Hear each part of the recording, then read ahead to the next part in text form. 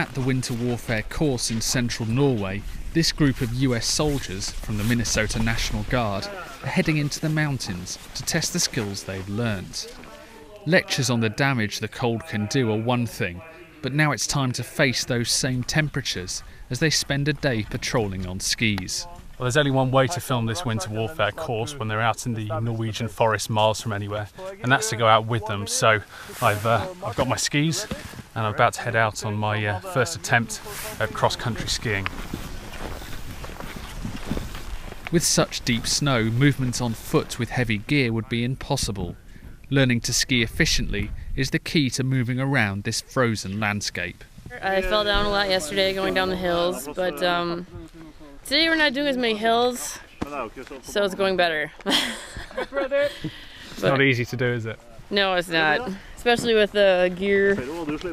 In a couple days we're going to have a weapon and a big rucksack that weighs probably like 50 pounds, so it's going to be a lot tougher.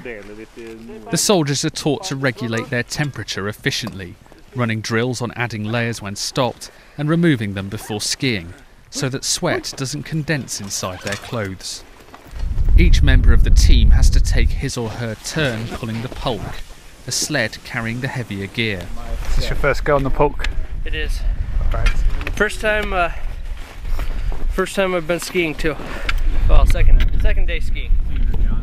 How are you finding it? Loving it. Fun. Well, we've been skiing for about an hour now, and it's been quite hard going all uphill. We've just stopped to practice putting up the shelter. It's vital that you can put the shelter up quickly, as the wind affects the temperature that you feel so significantly. Even 5 meters per second can drop the felt temperature by up to 10 degrees. It should be possible to put up an emergency bivouac like this in less than 5 minutes. Less than 5 minutes, okay. Yeah. So we have a little practice before we get to that. We need to practice. Descending the other side of the mountain, it's soon time for lunch and a fire building competition. Lunch around a roaring fire offers a half-hour's respite from a day's hard work and a chance to try a local delicacy.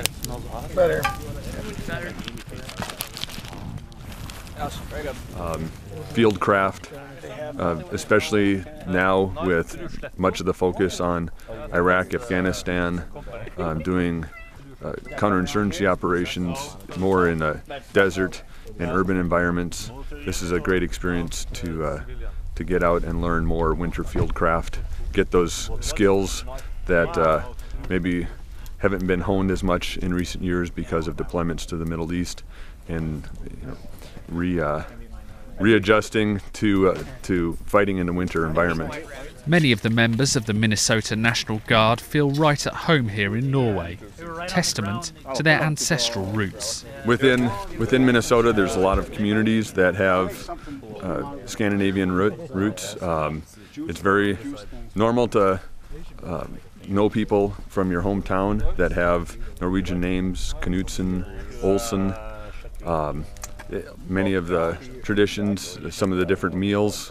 Every Christmas, my family has a tradition to make Norwegian lefse from potatoes, and that's something that's been brought over from my grandparents and their parents who immigrated from Norway.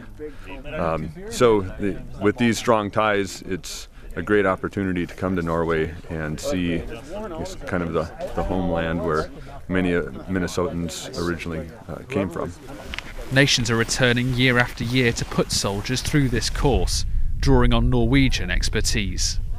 The Norwegians have been exceptional. The whole course is spoken in English, which is helpful for us Americans, and all the instructors are very professional and have just a wealth of experience. Our squad instructor has been instructing and conducting these types of operations for nearly 25 years. And that's a knowledge base that is very hard to find in the United States Army. The last one, I checked that I also push So we're back here at base after a full day of cross-country skiing and learning new skills in the Norwegian wilderness. I took a few falls on my skis, but the camera still seems to be working, so that's good. And the day's not over for these guys. They're just having a lesson in how to use an avalanche transceiver so that they can be located should the worst happen and they get buried under snow. It's the end of a long day, but tomorrow they'll be doing it all again as they work towards the course's final exercise, seeing them spend 6 nights camping out in the open. This is David Heathfield in Norway, reporting for NATO Channel.